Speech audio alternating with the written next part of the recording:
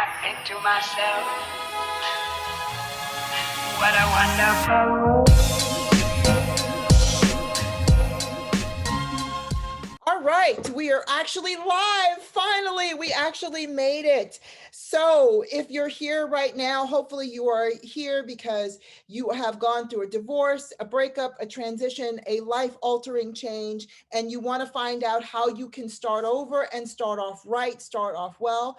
Hopefully, you've been listening to my channel, my group, my series, and we've been talking everything finances in the month of July. We are coming in hot with money talk in this month.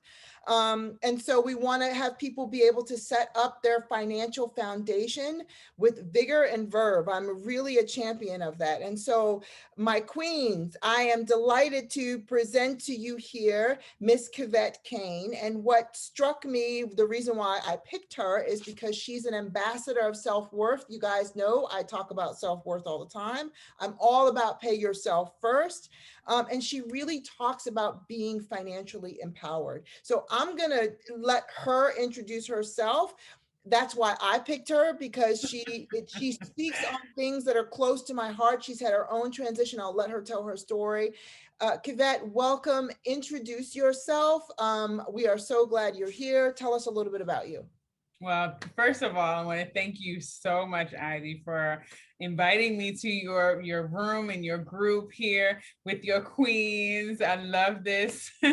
Having an opportunity to speak with women who can relate and will resonate with what I have to say, but also, I'll be able to kind of play off their energy and being able to enjoy these opportunities to share. And I am a financial liberation expert. And I believe that our expertise comes from our experience. So I'm Can we speaking give from snaps experience. for that title, financial liberation expert? Can we give snaps for that? I love that title. Thank you. Yes. And so what I do, though, is I guide women on their journey to self-sufficiency by teaching them how to understand how our emotions affect our money management. So that we're able to make better decisions, to create better habits, and to experience a greater quality of life in harmony with our purpose. Yes. Because we deserve it. Absolutely, we deserve it. Yeah. We absolutely deserve it. And for some of us, divorce, breakup, or the death of a loved one. I have people here that have had husbands, pass away. Yeah. It's actually very devastating. It's a devastating state to find yourself in financially after so many years of marriage. So, and then you're suddenly all alone or starting over, not necessarily from the same place that you were 20 years ago, but you're still starting over, and it might be ground zero. Like some marriages, divorces, breakup take us back to where we were when we were like just wee babes and starting out, and you're like, I can't believe I'm here. Girl, I feel like I'm 20. Yes, your head's in your hand going, how did I get here? And it can be very devastating for people. And then other people have just had life kick the crap out of them. I have a couple of people that just have had some life altering circumstances, not related to relationships, but they've just had life kick the crap out of them. And so you are where you are in the right place. And I say, it doesn't matter where you start, it's how you finish. And so finish strong. And it doesn't matter where you start. You can start with, pennies, cents. There's so many stories of people living in their car, that they were homeless, that they broke up, that they started over, that they went from a shelter, that they live with their mom, that they did this, but they made it. And so the message is that you can too. So tell us more about your expertise. Today, we're here really talking about investing. Yeah. Women are phenomenal investors. We don't do it enough. So I understand. And we're going to talk about estate planning and leaving a legacy. I'm going to talk to you about two of the things that really motivated me into re-entering this financial services field, including a couple of things that I feel like gave me an advantage, which is why I feel so motivated and so passionate about sharing this message. I'd like to start first and foremost by making an offering that we would just take a moment to breathe, sisters, that we would just breathe in peace and let the anxiety go, Yes. because there is no place for it. No. You know, I believe that the one thing that is able to change our lives is our decision. Yes. It's our decision. Mm-hmm. You know, and when we recognize that we have the power to make that decision and then do it, Mm-hmm. that's when your life changes. Absolutely. And I think one of my first, it was a couple months ago, I talked about, I did a whole thing on decide. You must Mhm. decide. Yeah, Decision begets commitment, and commitment begets change. When it becomes absolutely. non-negotiable for you to do something, then you're out of that come other decisions and choices that you make surrounding your first decision or choices, really is whatever that non-negotiable is. And that Yeah. is, you know, whether it's I will never go hungry again or whatever whatever it is for you, Whatever it is. it is Yeah. Yeah. important to decide, because once you decide, there's no going back. There's no Yeah. going back. Yeah. Absolutely. Well, one of the things, there are two of the things I will say that really empowered me through this process. Okay, so let me just kind of roll back a little to the beginning where I've come from. I survived three major traumas within less than 3 years, within less than 2 years, actually. Wow. First, there was Hurricane Maria in Puerto Rico in 2017. I lived Wow. on the island for 6 years before moving back to the States. Then my father passed away in December 2018, which was actually the reason that I came back to the States, because during the time I lived on the island, I didn't have to leave the island. I told my family and friends, y'all come visit me. Right, right. Why would I I live want on to an leave island, paradise? y'all. Come Yeah, see me. right. I don't want to leave paradise. And why should I? Exactly. But when my father passed away, I came back to support my sister in caring for his final affairs, and making sure that everything was, you know, tended to properly. Unfortunately, he passed away with no will and no life insurance. Mm, And so that was a double tragedy for us, yes, yes. because at the time I had no money. Mm, Literally got off the plane with the change I had left from a meal I got in the airport. mm, And yeah, that was it. yeah. You know, and so, and then not a few months after that, because he passed away in December, by April, or the end of April, my husband and I had separated. Wow. Yeah, that's You pretty know, and it was because of the lack of love, the lack of empathy, the lack of respect, Mm-hmm. you know, in that relationship, which was revealed to me, and which really was unveiled to me because of the distance that I now had between us, and being out of the abusive environment that I had been subject to for the past 17 years before that happened. And what I grew to realize was that, you know, there are so many women who end up staying in abusive situations because they don't even realize that they're being abused, because it becomes normal. Right, right. It's so familiar to you. You think everybody, you know, deals with this. And even if everybody doesn't deal with it, as you convince yourself that it's not as really that bad. Right. When hell becomes normal, right? Yeah, When yeah, your right. hell is normal, and Absolutely. people go, "Why would you do that?" And you're like, well, "You know, he's my husband. That's what you're supposed to do." And your reasoning is that's what you're You're supposed enduring, you know, to do. you're working it out, you're putting in the effort, you are, you know, showing love and forgiveness, and all of those wonderful things. And see, what I had convinced myself was that my children needed to be in a household with two parents. Yes. What I didn't realize was that I was actually hurting them by having them in the household with two dysfunctional parents. Yes. I can raise my hand to that. My sister and I talk about that. We're a product Yeah. of divorce. And our father was in our life. And then we have two other girlfriends. One never knew her father. One's father passed away. And there's the four of us. But she and I think about how our lives are watching the dysfunction of my parents' divorce versus the two of them that did not have that in their life, and how the trajectory in terms of relationships and things that they've gone through. I mean, they've gone through other hells and everything, but we often look at that. Sometimes it's better to have no example than to have a really bad one. Yeah. Say that again. Yeah. Sometimes it's just better to have no example. We can breathe on that. You can create your future instead Yeah. of living into one that is sort of uh check the box normal because that's what you grew up with. And so Yeah. many people do that. Yeah, So absolutely. many And people we've do. got to realize that what we do is we set a pattern for not only ourselves, but also for our children. Absolutely. And so if that pattern is abuse, then the question is, how do we break it? Yes. And again, the answer comes in making a decision, Make making a choice, to do it. and Go ahead. and for me, I would say it would go from having this rescue fantasy Mm, that I had built my entire existence on, to realizing that I had to take responsibility first and foremost for the decisions that I made to get me to where I was. yeah. And then once I could do that, it would allow me to have the strength and the courage and the confidence to Yeah. make the decision that I needed to make in order to now move forward, to be positive, to be productive, and to be progressive, and to make the necessary changes in order to shift the narrative for me, and then to create the reality of my dreams. And you said something really powerful, shift the narrative.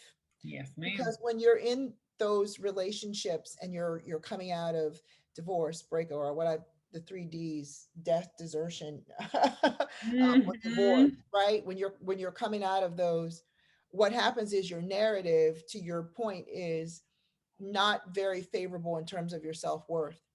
Like the bank is empty, or Yeah. running on low. If it's not at zero, in some cases it was negative, and you've got Yeah. to really build up that self-worth bank so that you can begin investing or putting deposits in yourself. And in the beginning, that is really hard to do for women. I mean, it is really, really difficult when you believe my failed marriage is a reflection of my personal inability to do whatever it is, whatever that is for you. And you're struggling to feel like, oh, still a good woman in spite of the fact, but it feels like a fairy tale. It's not something very real, especially coming like right out of that. And even for some women, years after that, where you're trying. Yeah, well, I mean, it takes time, and there's some things I learned with the death of my father. There are some things that you never get over. Yeah. But you learn how to cope. Yeah. And so that's the key. The key is for us being, first of all, conscious, so that we're aware of what we're experiencing, where we are, what we need to improve, how to grow. And the second thing is learning how to cope, right? Through the trauma and through the triggers and through the challenges, and being able to regain our confidence. Yes. And that's the key. What is that, Paul, with the thorn in your side, and you pray and you say, please remove this thorn. And sometimes you just have to go. All the greatest challenges expose our greatest strengths. Yeah. You just have to deal with it, because and eventually at some point you look back, it's not the same experience. But while you're in it, oftentimes you don't get relieved or delivered. It's a process. And I think we're so in a hurry to rush our process. Everybody wants to look as good as that Instagram model, or, and if you think about it, it's very cookie cutter. So you can binge watch some show and watch the woman go from depleted to restored in 10 episodes in one weekend. And your mind is like, oh, I can do it. You know what I mean? Like, why am I struggling? Well, I mean, that was 10 episodes over probably 18 months, but you condensed it because you watched it in 18 hours. And now you're expecting your life to unfold in that way. And it just doesn't unfold like that. It's a process. It's a process. Absolutely, it is. Absolutely, it is. And so it takes one step at a time. One thing that you mentioned previously was being depleted. And I reference often the fact that I was serving from a half full cup. Yes. And I love that because it was half full. So I still had a very positive perspective. Right.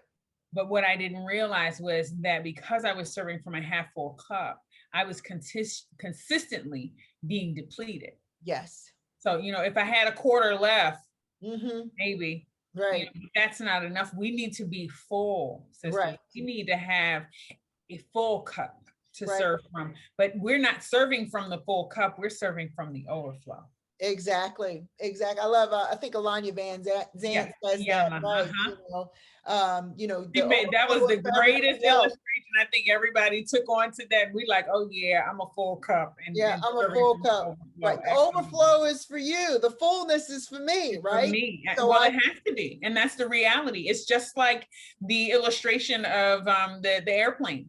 yes. You know, when the mask comes down, you better put your mask on first, because if you don't care for you first, you won't be around to care for anybody else.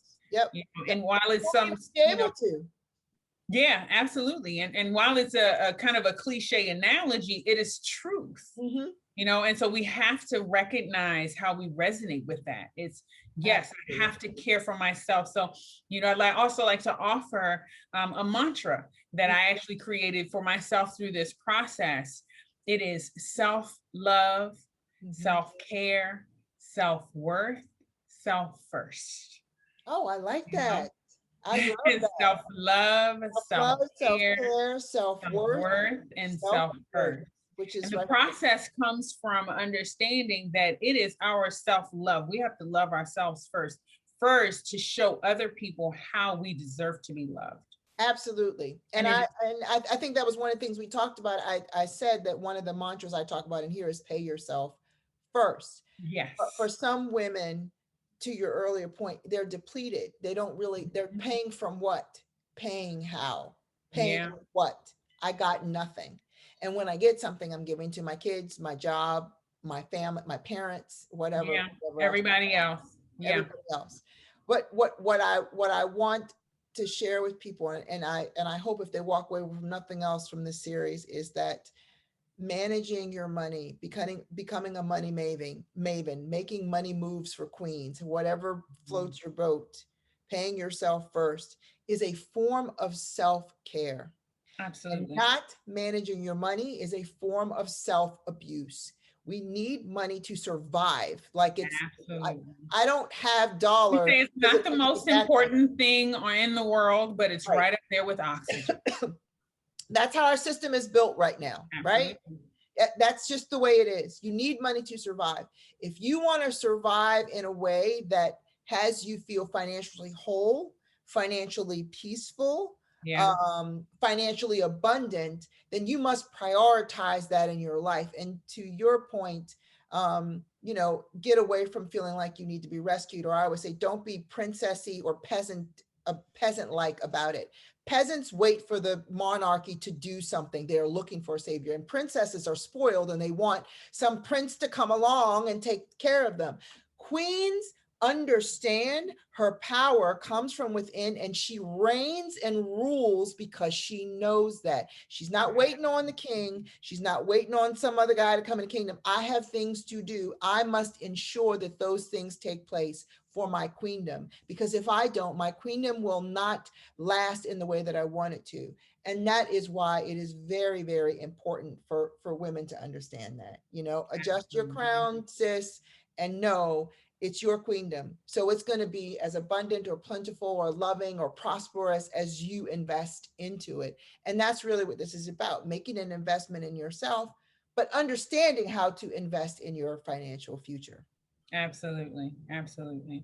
And so on that note, moving back into the financial services field for me was just a natural fit. I had run a life insurance agency with my ex-husband before we moved to Puerto Rico. We moved to Puerto Rico to do missionary work. And in that process, against my own best judgment, I, yielded to him, and we let go of the entire business. Oh, wow. Yeah.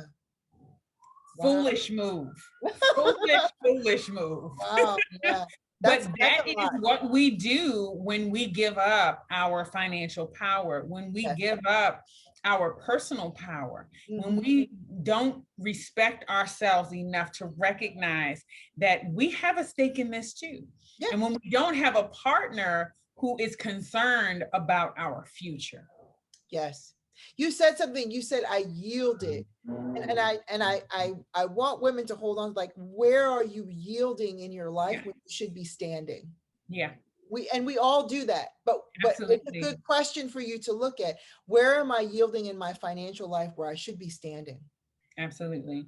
Yeah. And the thing is, being able to recognize the red flags is something that most people have focused in on. But I'm encouraging women now to take an opportunity to identify the green flags so that you can know when you're dealing with someone who is going to truly be looking out for your best interest, for their best interest, but Yes. also for your best interest and the best interest of you both together. Right. You know, because that is a true partnership. Someone who's willing to work with you, someone who is willing to, you know, wake you up and you know, challenge you to be your best, but then also looking out for your best interest and making sure that the suggestion is a win-win, that Right. it's not a compromise, that it's not a compromise. You know, I always say that. That it is, let me say that again, that it is not a compromise. We do not compromise. Compromise, if my favorite example of that is Stephen Covey. He said compromise is, when people say 1 + 1, compromise is 1/2 and 1/2 equals 1. Nobody really thinks. He goes, but when you come together with synergy and you really think about possibility, 1 + 1 doesn't yield 2. It yields 3 or 4 or 5 or 6 or 7. Because when two people come together fully committed to, you know, reaching a goal or a possibility, achieving something, you begin to think of ideas that mutually serve, and it's multiple ideas, because you're not in the habit of thinking, I got to give up something. You're in the habit of thinking, how can I incorporate and further what we both want to something that is going to be absolutely wonderful for the two of us. And you know a man that cares about you, or a boss, or a human being, by the way they're thinking about the problem. Does it just meet their needs, or does it meet their needs and your needs at the same time? And people that really care about you want you to be happy in the equation, and they're not going to make decisions. And if they haven't thought of it and you bring it up, they're going to say, that's a really good point. Let me rethink this, because I don't want you to feel like you're losing something. I want you to be happy with the deal. And they'll say it outright too. So yeah, that is a really, really, really good point. So how do we begin the game of learning, starting to invest in ourselves financially, so we can invest in our finances? Like, there's two things. There's, I know for myself, I'm not the most investment savvy person. I'm learning every day. But I know that trepidation, that's actually what holds me back. And I want to be better at that. But where does one begin? Where do you begin? Okay, so for me, it was, I would say, not an easy, but a simpler start because of my education. I have a BS in finance. And so, you know, money and numbers have always been my thing. So going off of that education and knowledge, I was able to pull together my resources in order to create a plan for myself so that I could move forward. What I've done since then, though, is to break that plan down into pieces so that other women are able to understand what are the segments that I need to be caring for, and understanding how can I create this plan for myself so that I too can create a strong foundation and be able to grow forward for my financial future. And so I'm going to share a couple of those steps with you. Right. The other thing is that in my research, I was absolutely motivated and became so passionate because I began to realize when I read one statistic, I want to say it's a Worthy report that identified that there are only 15% of women who have even thought about retirement. Yes. And I'm not talking about those who have actually set up a plan for retirement, but those who have just thought about it. Right. So what does that mean? If there's only 15% who've even thought about it, what about the other 85%? Who knows? They probably don't even know. I think people sometimes... Not probably. The statistics show that they don't. And they're not thinking about what to do for their financial future. So we wonder why so many women, because we turn over that financial power to our mates. We turn that financial power over to our husbands. We turn that financial power over even to the government. Or to our employers. Or exactly, to our employers and to our governments, because We think that they're going to take care of us, and so we don't have to worry about it. And that's where that rescue fantasy comes into play. You know, the princess want to be taken care of and want somebody else to do it so she don't have to take responsibility. That's not where we are anymore. We have to stand on our 2 feet and take full responsibility for our financial futures and make sure that we're putting together a plan that is going to be in our best interest so that we can even encourage, teach, and provide for future generations. And we are the mothers of the world. That is our responsibility. You are right on the money there. I wish if I could figure out one thing to go back and tell my younger self, and even my daughter is, and I'm harping on it. She's so annoyed with me because I keep bringing up savings. What about retirement? Yeah. And that's hard. And part of it, it's hard at her age. She's 19. But you're never too young. She could have started at 15. Yeah. Well, she could have started at 0. You know, exactly. you can actually start a life insurance policy for a child as soon as they're born. Oh, that's awesome. Good. And the beautiful thing about that is understanding the power of having that type of investment. It is an insurance policy, but it is an investment in your future for wealth building for generations, as well as for a lifetime based on the type of policy that you establish. If you're able to set up what we call a cash value policy, either a whole life or universal life policy, and you get that policy established at a young age, first and foremost, you're going to have a low premium. Right. Because life insurance premiums are based on age. When are you the youngest and when are you the healthiest? Newborn. Born. Yeah. And so getting that policy set up initially will allow you the benefit of time, because see, that's where compound interest comes into play. Yes. Because when we have that cash value growing, the interest is going to grow and compound over time. And that's where we generate wealth. And that's where I was alluding to, which you just said so much more eloquently than where I was going with it, is that it's never too soon too late to start, except after you're gone, right? Because then you can't start at all. Absolutely. And so you cannot be too young. But I think what happens is, to your point, we do get into princess mode about it because we think somebody is going to come and save us, or we hope that they will, or we think that's not for 40 years. That's not for 30 years. Right. That's not for 20 years. Oh my God, it's 10 losing years. that time. Every time you put that time off, you are losing time. So we call it that opportunity cost. Exactly. You know, because you lose the thousands of dollars that you had an opportunity to gain just by putting $5 down to start. And I, that's the thing that I say, if I could tell my younger self, or any young woman, any of you that have young daughters, any of you that are young, and by young, I mean in your 20s, like if anybody under 85 years old is young.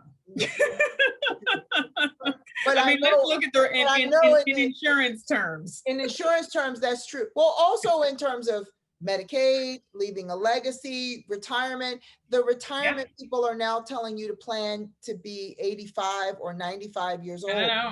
The insurance policies, actually the life expectancy timetable changed in 2019, and this is really critical for us. Yes, because at the end of 2019, going into 2020, every single life insurance company around the country had to adjust their policies. I mean, every single policy that they had available that they were offering, the old ones continue to be in existence, but they're no longer offering them.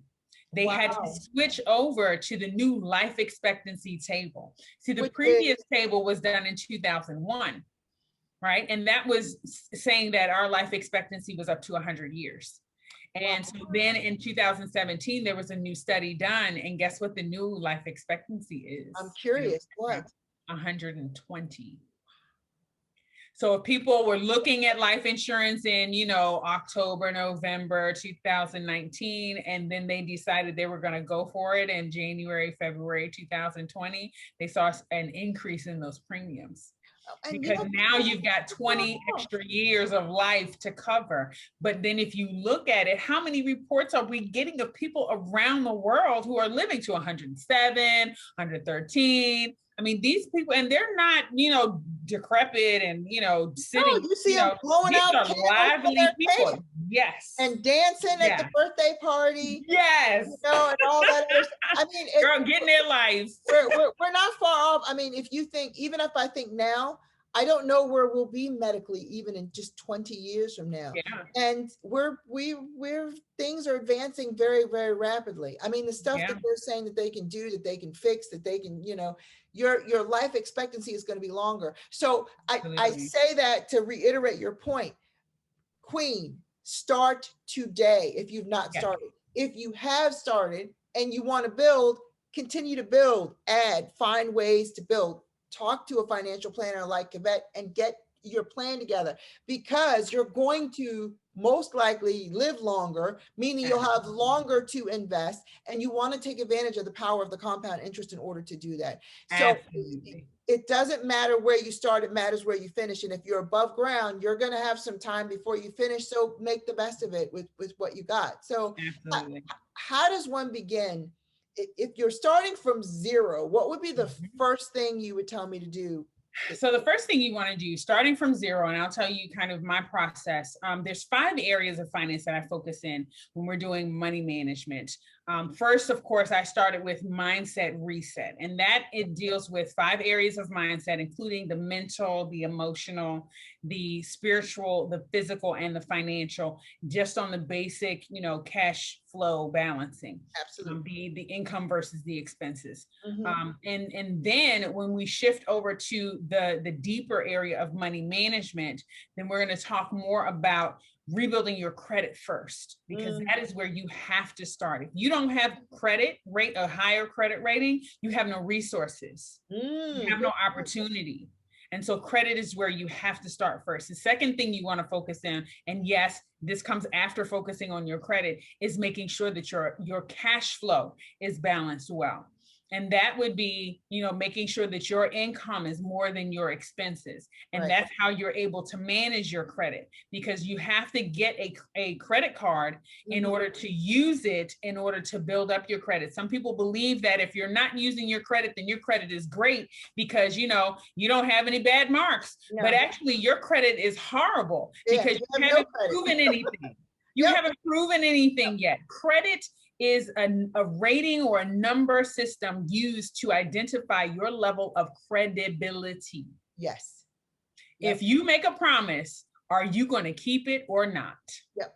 And that's what that number tells us. It's a yardstick about how you keep your word. Yes, absolutely. That's all it is. The higher that number, the more likely it is that you're going to keep your word. And so that's where they do that rating. The more money you have, making sure that your income is greater than your expenses is where you're able to be in a position to keep your word better. Yes. And to keep your word more, and to be on time with keeping your word and not making excuses and being late and expecting somebody to just give you a break. That's not what this is all about. This is about taking responsibility. And so taking responsibility means we are conscious of the money that we have coming into our accounts, and we're not giving it away. Right. We're not giving it away. We're making sure that those little dollars and those little pennies and those little quarters and nickels and dimes are going out to work for us and bringing back friends. That's called the return on investment. Some of us like money to just entertain us, right? And that's not bad, but it's an interesting premise to think money should be working for me. So, I can have some entertainment dollars, but I want the rest of it to be working. What job have I assigned it to do? And is it bringing any friends back? Is it multiplying? Is it doing what it's supposed to do? Well, the question is to ask, what is your money going to do for you when you can no longer work for your money? Yes. Yes. When you get to a point where you can exchange your time for dollars. Yes. Will you have enough to live? Yes. Will you have enough to care for your basic expenses? Mm-hmm. Or will you have to go knocking on the government's door and begging people, to give you, some mercy? In whatever situations. I mean, oftentimes, unfortunately, women have ended up in those situations due to adverse circumstances. There are some challenges that we face, some circumstances that come about that we just can't prevent. Of course. And it's completely unexpected. But if it is at all in your power, if you have an opportunity to prevent yourself from living in a detrimental situation or circumstance, then be determined to make sure that you've got a firm foundation to stand on where your finances are concerned. And so those first two areas, your credit and then your cash flow. Secondly, you want to be concerned with your savings, and that's where your retirement comes into play. Yes. Because that is your long term. What are you doing with the money that you're going to keep? Because it's not about the money that you save, it's about the money that you keep. It's about the money that you're planning to use for the future. And so how can you manage that? And the way that you're able to manage your savings is through the last two areas, which is insurance and investing. Yes. That is where you get your money to work for you. It's not going to work for you in the bank, ladies. No. It's not going to work for you in the bank because they're not giving you, they're getting 7 times on the dollar, and they're going to give you 1/4% if they have to give you that much. Interest rates right now are horrific. A couple of people have told me, I went to talk to my Yeah. banker about if we should get a money market and they were like, don't move your money. It's not worth the piece of paper that you're going to print it on. You're not going to get anything out of it. You need to wait or divert it into this at this time. Something else. Absolutely. Yeah, because you're not going to get it. It's just dismal. It really is dismal. It is. Other than it being safe, however you want to phrase that, as safe as a bank can be at this, well, but it's not. It's only safe if someone comes to steal it, and then you've got insurance to back it up. So guess where you should actually be putting your money? Insurance. And I say that because I am a licensed life and health insurance agent, and I understand how money works in the insurance field and in the insurance arena. But I value not only the ability that we have for our money to grow in the insurance arena, but also for our money to be protected. Yeah. Because when you put it in the bank, it is still vulnerable. It is vulnerable to the government. It is vulnerable to the thieves. It is vulnerable to your creditors. It is vulnerable to family members, to anybody, who wants to decide that they're going to take over and go into your checking account and take your money out. Right. It's vulnerable. But when you put your money into a cash policy for life insurance, it is not vulnerable. It is like being in the safe vault with 3 doors and 4 locks. Because nobody can get into it but you. And the thing is that the government can't take it, the thieves can't take it, your family can't get into it. It is designated by that insurance company, and they're the ones who are going to protect you. You have access to it. Now you have easy access to it because of your privilege, your benefit. Right. But you got to understand that just because you have those benefits doesn't mean that anybody else is. Yes. They can't take your identity and use that information to call your bank and get your life insurance deposit or a loan on your account. It just doesn't happen. The insurance companies have another layer of protection for you there, but you're able to gain access to those funds when you need it. And you think about what are the times when you would need that. Okay, so maybe you open up a life insurance policy with a cash value account because you want to save for retirement. Right. You can set up a policy so that you would have a retirement paid out once you're 65 or 70 or whenever you decide to retire. You can start your child, like we were talking about, at age 0 off with one of those accounts, and they could be a millionaire in retirement. Yes. Because you would be paying in this money to the insurance company. Of course, the insurance company is going to make their money because they, use it on the markets here and there, but it's secure with them because of they have to make sure that they keep a certain amount of money available on hand, not like the banks. The banks don't actually have to have your money on hand. So you notice if you go to the bank and you try to request, a few $1,000s of your money, if you want to go and get $10,000, $20,000, you might have to wait a little bit. You have to, make an order and come back another day because they've actually got to get that money brought in for you. But with the insurance companies, they've got that money on hand. So you make that phone call and you get that money and it's deposited into your account. Now, you're looking at being able to have that kind of benefit with that protection. The other way is to be able to use your investment accounts. And I'm not an investment advisor. I don't have any licenses for investing, but I would advise you to speak to a woman who you know is doing with investment management, who is investing on a regular basis, keeping up with the stock markets, and able to help us understand from our perspective, because we think differently than men do. Yes, we do. We have different needs and desires and wants, and we've got different interests, you know, and so we want to make sure that we've got someone who is valuing the position that we're coming from and making sure that we're able to actually make the gains that we want to gain, whether you want to be aggressive and ambitious or you want to be cautious and careful. You know, it's up to you, but take the time to do some research and to study enough so that you have good questions to go and ask this expert so that they can see that you're interested. When they recognize that you're interested, that's when they will recognize they have to provide for you, you know, a higher level of service and being able to answer those deeper questions because you've already done the research. Right. You know, that's kind of like when you go to the doctor's office and, you know, you go for a regular checkup, you're not going because there's a problem, but you're going because you want to make sure everything is in check. And so that's why you want to see your financial advisor on an annual basis at minimum as well. But then when you've got some issues going on, you do some research online. You go and read some articles. You talk to a few people who may have had similar situation. You get an understanding of, well, you know, what should I be thinking about in this situation? You take those questions to your doctor. When your doctor sees that you are truly educated and interested, what does that doctor do? They take a more greater interest in making sure that you're receiving the type of care that you want. Exactly.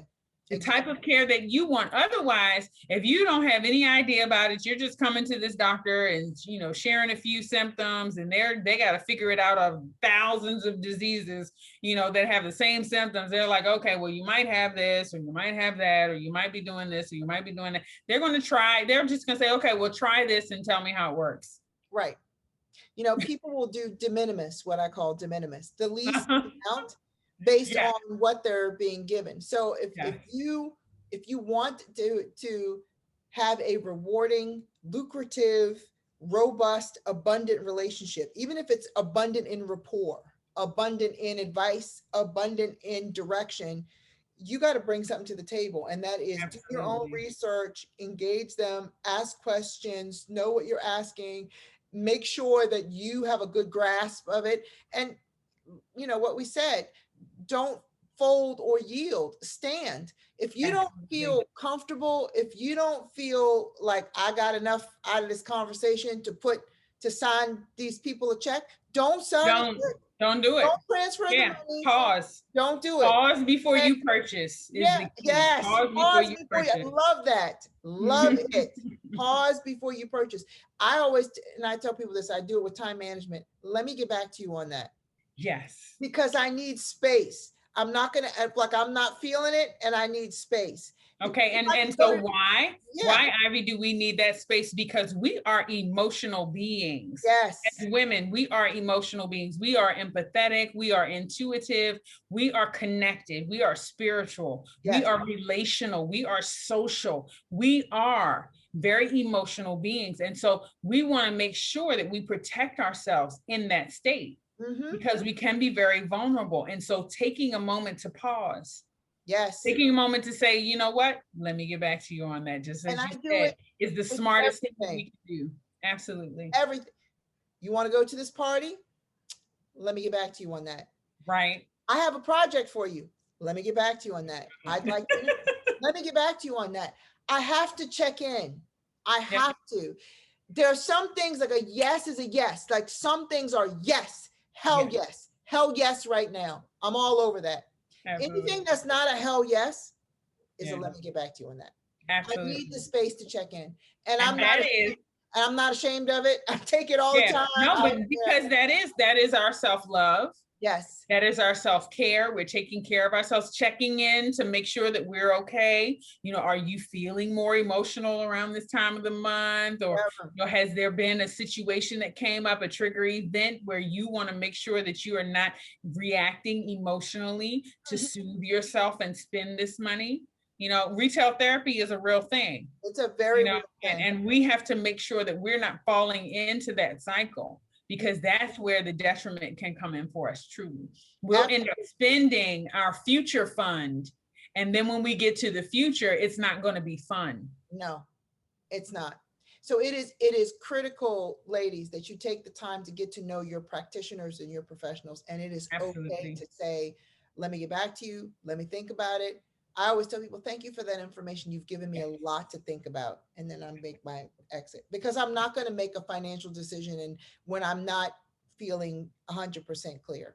100%. And make sure that you paying attention to, ladies, to who is interested in you, who is taking the most interest in you. See, it's kind of like, okay, so we think about a kid coming to mom asking for a toy, right? Mm-hmm. And you really, as mom, you're like, you know what, I have the money to get this. Right. You know? But let me see, do you really want it? Because you've seen those occasions when you have said, okay, yeah, we'll go ahead and get it. You get the toy, they play with it for 5 minutes, and then it's sitting on the floor. Right. And what are they doing? They're playing with the box or something. I mean, right. You know, they find something else to play with. Well, they moved on. And it's just like, well, wait a minute, you just begged me for this toy. What? But it was, the answer came too quick. Mm-hmm. Yeah. You know, because they didn't really want it. They just wanted to get a yes. Yes. You know, and so the thing is making sure that they're truly interested. Mm-hmm. You know, and I believe in doing the same thing with those professionals that we're dealing with, including myself. Yeah. Look, I build relationships with my clients. We talk. I work with them I really plan to have a relationship for a lifetime, because I recognize that it's not a one-time thing. It's like the relationship you have with your doctor. You're going to come back on an annual basis at minimum. And then if you have challenges or questions, you want to know that I'm going to be around so that I can answer them for you. Absolutely, because life changes at the speed of life.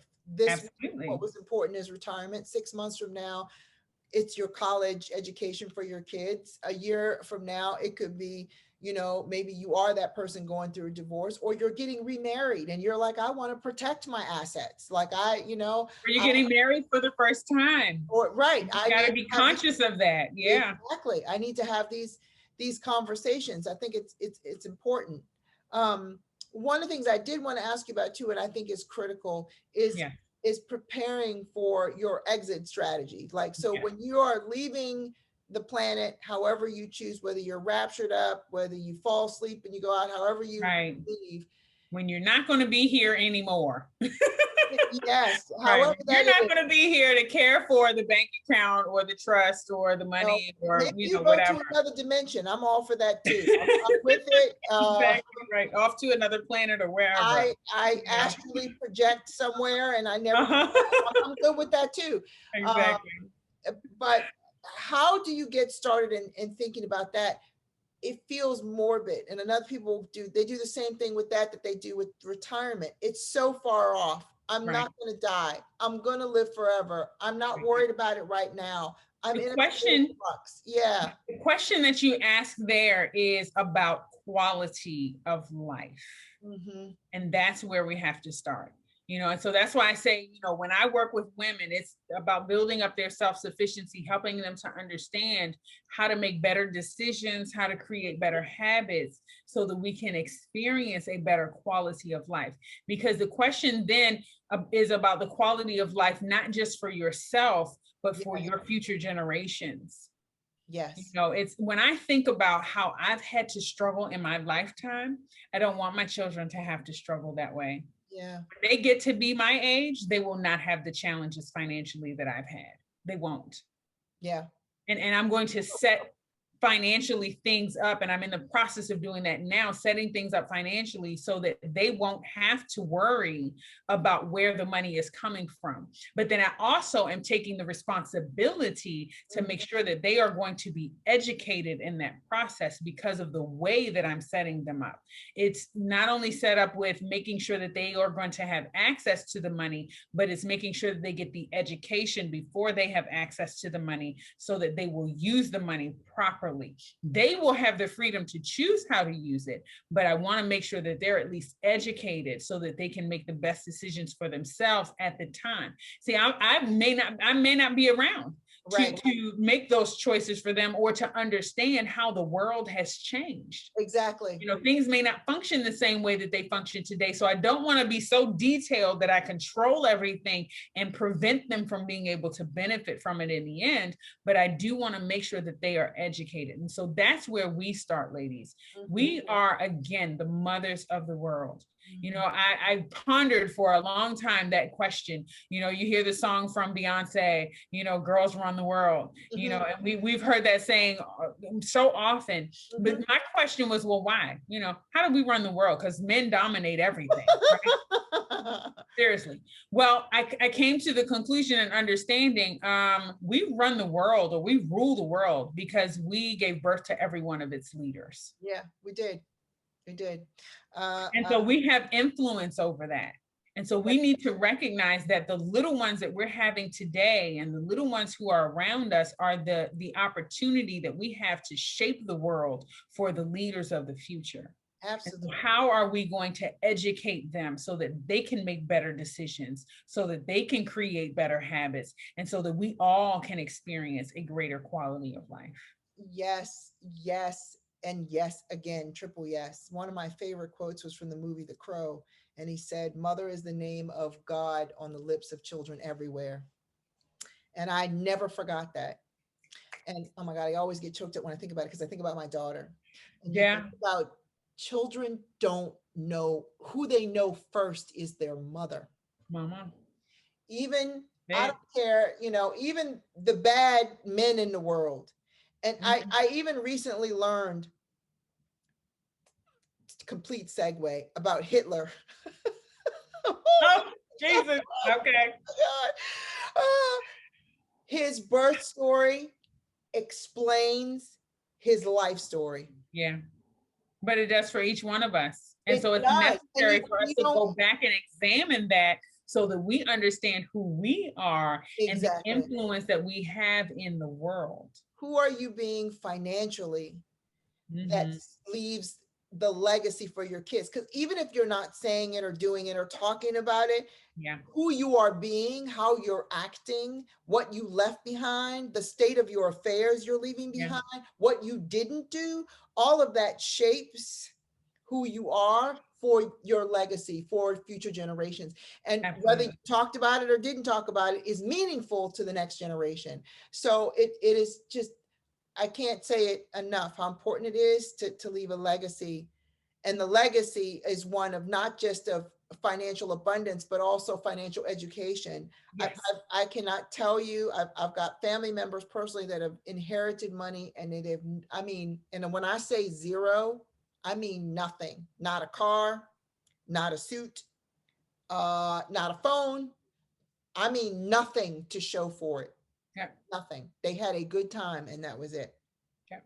And I've known a couple of women that have done that. They just said, I did this, I did this, I did this. But where I am now is, I don't even know what I did with all the money that I had. And so it is so important to not just prepare by having the right insurance, having a will, having a power of attorney, living will, putting your money in a trust, or however you disability insurance. Disability, yes, that's another big one. Being adequately insured, having legal preparation for your wishes to be executed, leaving your family enough money to bury you decently, so that you don't leave them in debt. So that you don't leave a legacy of debt. Because if you're not leaving wealth, you are absolutely leaving debt. They said there's two things that we have to do. You know, as Black people, we say, oh, you got to stay Black and pay taxes. You know what? I didn't realize how real that was until my father passed away and we had to pay his taxes in April after he died in December. Wow. Wow. That's real. That's very real. real. And so the thing is, what are you leaving for your relatives? You're thinking, oh, I'm going to be dead. Everything will just be Who cares? I'll be dead. It doesn't matter. Doesn't just magically happen. No. You know, and the thing is that if we're not caring for our families in that way, then we are actually being a detriment to them. We're leaving that debt, and that debt is a serious burden. It can be, you know, if you've got, you know, no major assets to balance out your estate, and you've got creditors and this and that and the other, people say, oh, we just don't sign up for it and this and that and the other, but then you're still leaving a legacy of debt. You're not taking care of, right. You're not taking care of future generations. And so how can we leave the world in a better place when we leave the world? If you think of it this way, you know, you're leaving the world, and when you leave bills and obligations to what you're leaving is bills and obligations to other people that they didn't make. You literally are handing them debt on a silver platter. Absolutely. That is what you have left. Yeah. They have to go and find the stuff, figure out your bills, how to bury you, and do that. That is literally what you are leaving. You are handing them all of your envelope, whatever you keep it in, and saying, here, this is all yours now via PPOs. Is that something you'd want someone to do to you? Right. Why would you do that to your children? Right. And then we think about, you know, the balance of that is those families who have looked out for future generations and how they have been able to benefit.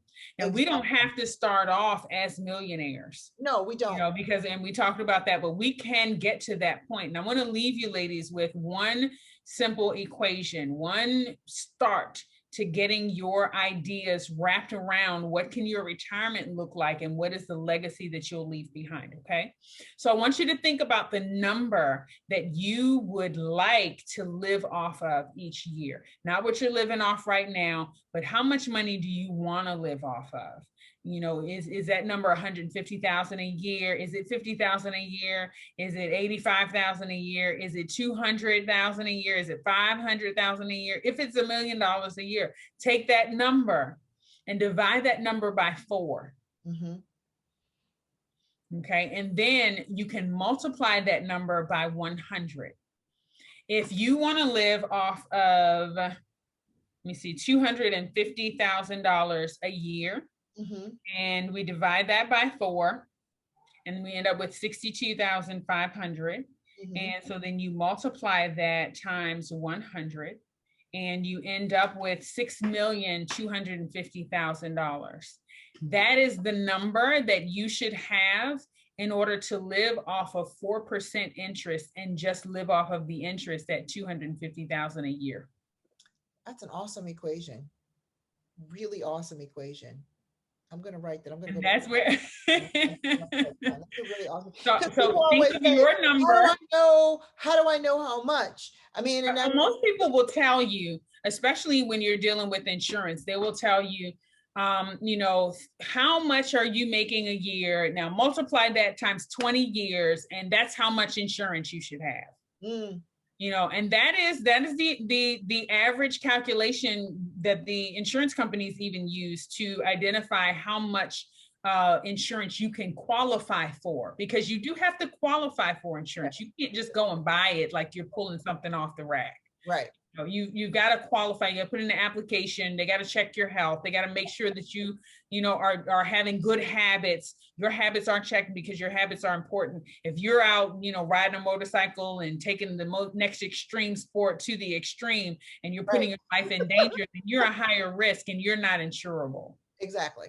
Exactly. But if you are being cautious and conscious and careful, and you are, handling your health, you're eating well, you're working out, you are managing, any illnesses or injuries that you have, so that you will be able to benefit and create longevity. Because what they'll then be able to look at is, oh, they're going to live for a long time.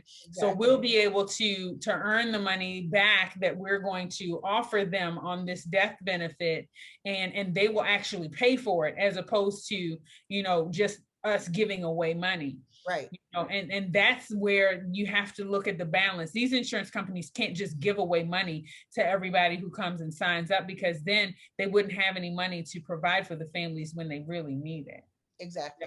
But the thing is that we have to understand how these policies work, so that we're not just giving our money away to the insurance companies, like often happens when you get a term policy. Yes. Because you don't get any return on your investment with a term policy. It's temporary. And so you don't get any cash value that goes along with that. And that's why I talk about those cash value policies, the whole life and the universal life, to look into those policies. Talk to your local life insurance agent, talk to a family member who works in life insurance, talk to, go to a local office and just sit down and have a conversation and learn, what are the differences between these kinds of policies and how would it benefit me? Because I would tell you that everybody's financial plan is different, and it works differently. It is as individual as our fingerprints. Yes. I hold up my hand with 5 fingers that do not have the same fingerprint on any one of them, or any 2 of them together. And we've talked about that throughout this month. It's a very, your financial plan is personal. Absolutely. It's very specific. Absolutely. Which is why I'm consistently advocating for them to engage, if it's with the people that I brought here, or with somebody that they feel comfortable with, somebody that they've been given a referral to. Absolutely. Most companies have financial planners. They have it as a part of your benefit suite. If you don't know who they are, call your HR person. They will give it to you, and it comes for free, that you can at least have consult. If you want to do nothing else and you don't want to leave the comfort of your own home, call your HR person. If you're working for a company and you have benefits, they probably have, if you have a 401k plan, if they have EAP, they've got financial planners, and they're free. You can talk to them for 1 hour and they will tell you at least baseline. Then you can decide for yourself, I want to go deeper with them. I want to hire a professional. I want somebody with more knowledge. I want, where do I want to go from here? But you can at least have that baseline conversation with them about your needs. Yes. And when you think about it, Ivy, it's just like when you're going to the doctors. If one doctor gives you a diagnosis, you don't just settle with that diagnosis from the one doctor. You go and you get a second, and hopefully even a third or fourth opinion. Because that's exactly what it is. It's an opinion. It is based on their experience, their knowledge, their understanding. Absolutely. You got to make sure that those things match up with your experience, your knowledge, and your understanding of who you are. And nobody knows you better than you. And the other thing I said, that's why we can't continue to just sign over our power and to yield to what other people tell us is, oh, they know better than I do. No, they don't. They don't know better than you do about you. You know best for you. Absolutely. And same thing applies with the therapist. And I tell people who say, well, I didn't like the therapist. You don't have to like them, just get another one. You can interview your, I want to have a conversation, talk to 3 or 4 of them. Tell them I'd like another one. You need to find somebody. Finances are personal and intimate. Absolutely. You're going to have an intimate conversation with this person about your money. It is intimate. Like I'm not, and I don't want to put too far, because it's so true. We will, I think we had a guest, and she said, I was talking to her, I was like, you will go in front of a doctor and take off your clothes and get naked, but you will not slide a spreadsheet in front of a financial planner to talk about your money. You won't do it. I'm like, and that, to not put too fine a point on it, you will get naked in front of a dude you just met. Okay, right. Right? He don't have a license for nothing, right? He can't promise you anything. Yes. And you don't even know if you're going to get the service you signed up for at the end of that conversation, right?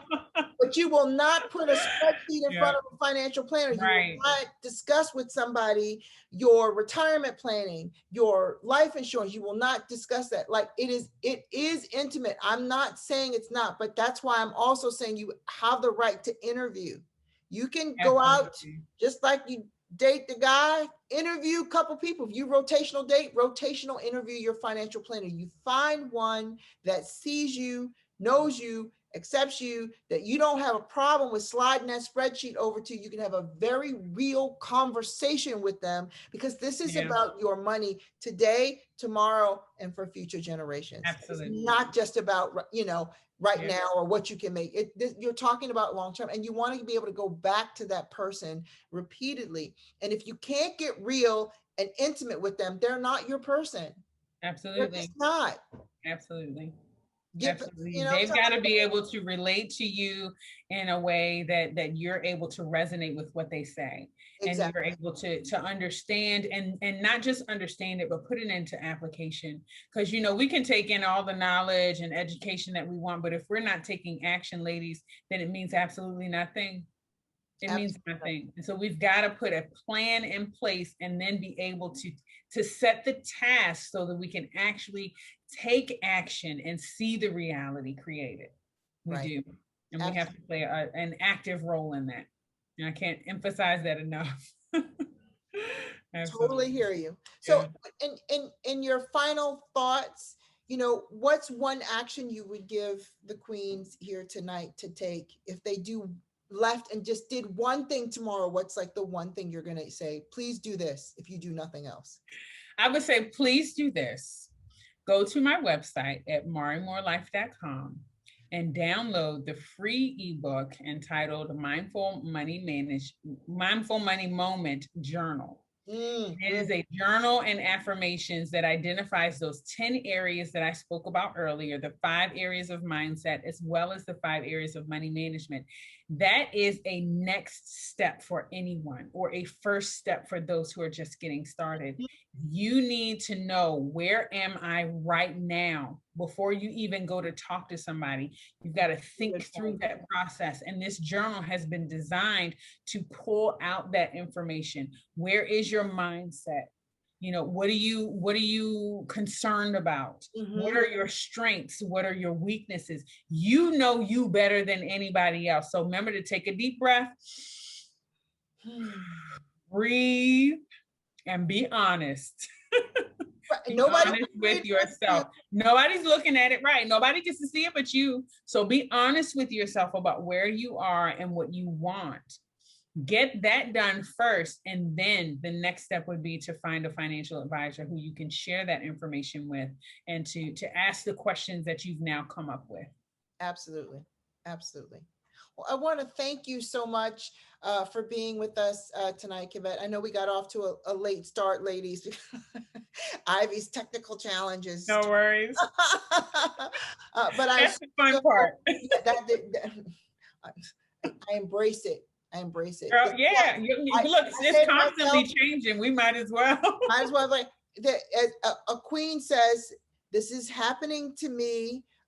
This is happening to me for my good, because this is happening to me for my good, because this is happening to me for my good, because I need to learn how to do it. Just ask myself, why is this happening? It's for my good. What am I supposed to be getting out of it? So, and on that note, I would love to leave you ladies with one of my favorite affirmations. And I will tell you that personally, this came out of a moment of trauma. I was triggered and I had to find a way to, you know, what is the root of the challenge here with the anxiety, and how that just comes up when we're in different situations. And, you know, having been through divorce, having been through the loss of a loved one, that grief, experiencing the unexpectedness of it, you know, you recognize that there are certain things that just come up, you know. And so for me, there was an affirmation that I created that helps me just to put things in perspective in any moment. And that is, I am enough. I have enough. I do enough. God is my provider. Amen. And that's it. And on that note, we will say good evening. Thank you so much, Kevette, for being here. I Thank so you for having me, your Ivy. wisdom and for sharing. We will put all of your links and the link to your gift in the bottom of this um, video in the chat so that everybody has it. We thank you again. Hopefully we'll have you back again, maybe to talk a little bit more about insurance specifically. I always feel like you can never know enough about some things, and the more you know, the more you grow. So we'll have to have you back to talk specifically about just the protection piece of it as we Okay. move forward. So thank you again for being here. Absolutely. Thank you, ladies, for having me. I look forward to being back with you again soon. Have a great evening. You too. Take care. And I think to myself, what a wonderful world.